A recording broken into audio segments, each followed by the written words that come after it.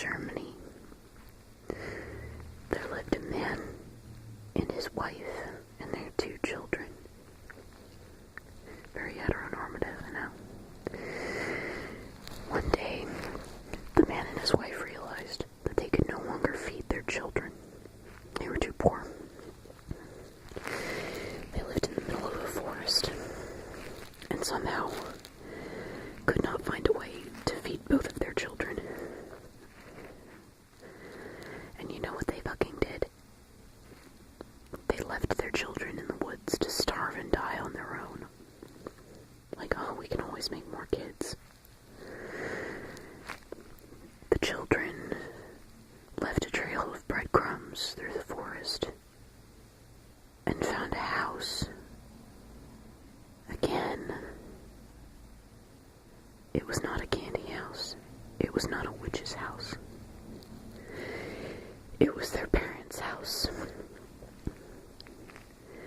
And the parents just took them right back out into the forest. And that night the children died. They were found the next morning frozen to death, hugging each other beneath a tree. So, what is this story really about? Well, it's about parents deciding to abandon their children when things get rough. That's something that we don't see quite as often these days, or at least I hope. Mostly because it's harder to kill your own children now than it was, 500 years ago. What always bothered me about the story of Hansel and Gretel was that the parents left the children in the woods to die because they couldn't feed them. And yet, Hansel and Gretel were old enough that they could, one, think to drop breadcrumbs and stones and whatnot so that someone would be able to find them.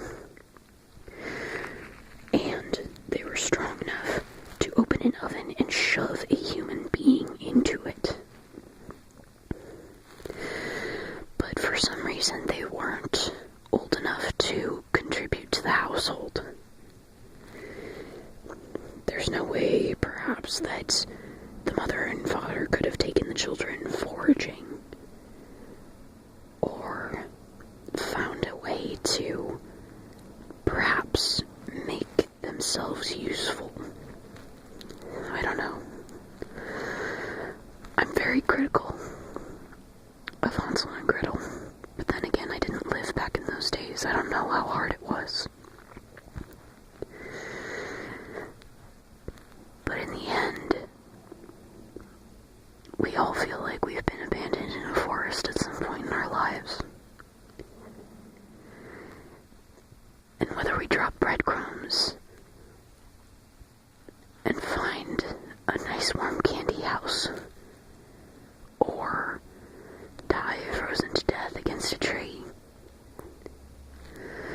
what matters is what we make of our situation.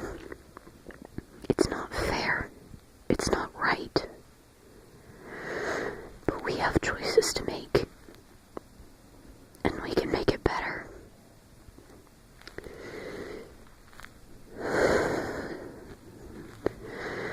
There's a lot of tension in the world, especially right now. And it feels like a lot of bad things are happening for no reason. And you know what? Bad things always happen for no reason. They're bad things. They happen. That is part of life. Life is a string of bad things. And how we react to them. And how we make good in the world.